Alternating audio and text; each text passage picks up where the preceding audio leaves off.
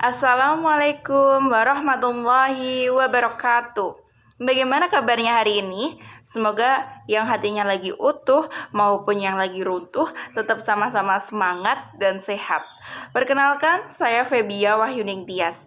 Saya bukan psikologi, bukan juga dukun cinta. Saya hadir di sini sebagai teman berdiskusi yang akan mengajak melihat sebuah rahasia. Bagaimana jika rasa sakit karena putus cinta sebenarnya adalah bahan bakar terbaik untuk melahirkan sebuah karya. Teman-teman, saya di sini mengajak untuk menganalisis lingkungan sekitar. Tidak sedikit bagi kalangan remaja dewasa yang mengalami putus cinta. Entah dilatar belakangi karena apa. Yang jelas, mereka sudah tidak baik-baik saja karena putus cinta. Bahkan, menurut data psikologis, masalah percintaan pada usia remaja dan mahasiswa seringkali memicu utama stres, depresi, hingga munculnya dorongan untuk mengakhiri hidup. Lantas, apa makna dari putus cinta? Menurut Yuwanto, putus cinta didefinisikan sebagai sebuah kejadian berakhirnya hubungan cinta yang telah dijalin bersama pasangan. Dalam putus cinta, konteksnya bisa apa saja dan untuk siapa saja. Putus cinta identik dengan pasangan dan lawan jenis, namun tidak selalu seperti itu. Banyak putus cinta terjadi hanya dari satu arah saja. Putus cinta sendiri terjadi sebab ketidakselarasan antara kenyataan dan keinginan. Layaknya cinta dalam diam atau hubungan yang berada di ambang kehancuran. Satu sisi berusaha mempertahankan, tapi di sisi lain berusaha untuk melepaskan. Menurut seorang antropologis sekaligus pakar cinta bernama Helen Fisher, putus cinta dibagi menjadi dua fase. Fase pertama adalah protes.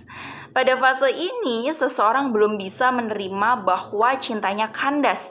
Padahal ketika seseorang sedang jatuh cinta, efeknya seperti kecanduan narkoba. Bisa dibilang pada fase ini, seseorang sedang mengalami sakau cinta.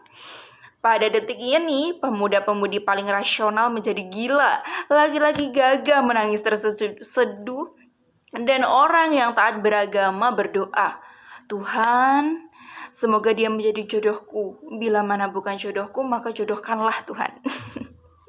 Hingga akhirnya muncul 6 kata keramat. Aku gak bisa hidup tanpa kamu. Menurut pakar pikiran, seseorang memiliki jalan pikirannya sendiri termasuk mantan.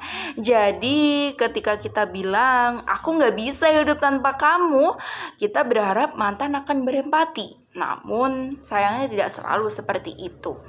Dan pada akhirnya memasuki fase kedua, putus asa.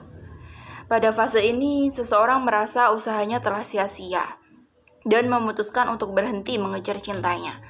Biasanya gairah seseorang akan menurun. Kenapa? Karena yang tadinya makan berdua, main berdua, nugas berdua, sleep call berdua, sekarang sudah tidak bisa. Semua tak beraturan seakan hukum fisika tak lagi bekerja. Pada fase ini seseorang kerjanya hanya tidur, mendengar lagu galau, ngelamun, nggak nafsu makan, bahkan mandi pun jarang. Hal ini terjadi karena keinginan yang tak lagi sejalan dengan kenyataan. Perlu kita ketahui bahwa manusia mampu mengelola ketidakteraturan menjadi suatu hal yang berguna. Seperti aliran sungai yang deras yang tadinya berbahaya mampu diolah menjadi sumber energi melalui pembangkit listrik. Layaknya aliran putus cinta harus bisa ditransformasi menjadi motivasi untuk berkembang. Seperti yang telah dijelaskan, saat seseorang mengalami putus cinta, dia akan berusaha mendapatkan cintanya kembali.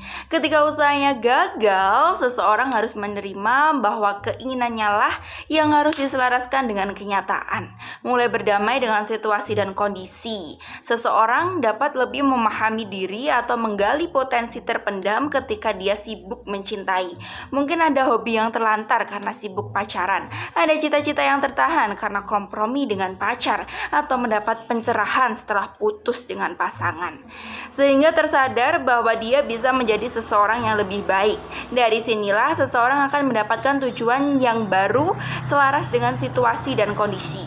Tujuan baru inilah yang akan mengarahkan pikiran yang tadinya kacau menjadi sebuah keteraturan baru, yakni proses menghasilkan karya.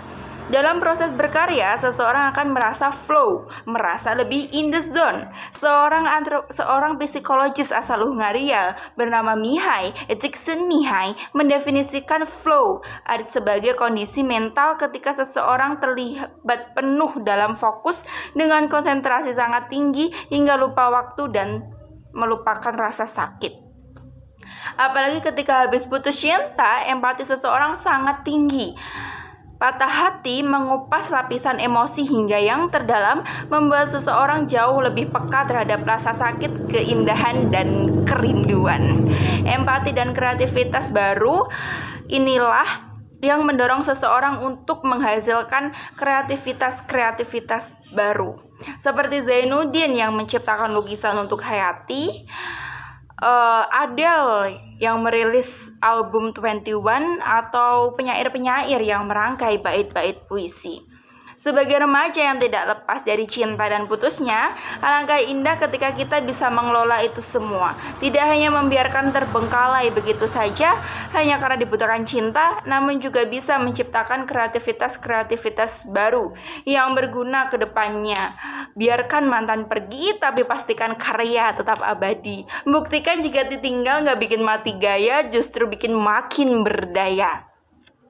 Mari merubah kegalauan menjadi karya agar putus cinta lebih bermakna. Demikian pidato yang dapat saya sampaikan. Semoga dapat bermanfaat dan membuka jalan pikiran untuk terus melangkah ke depan. Jalan-jalan ke Kota Blitar, pulangnya beli pepaya. Daripada galau ngespa mantan, mending fokus melahirkan karya. Wassalamualaikum warahmatullahi wabarakatuh.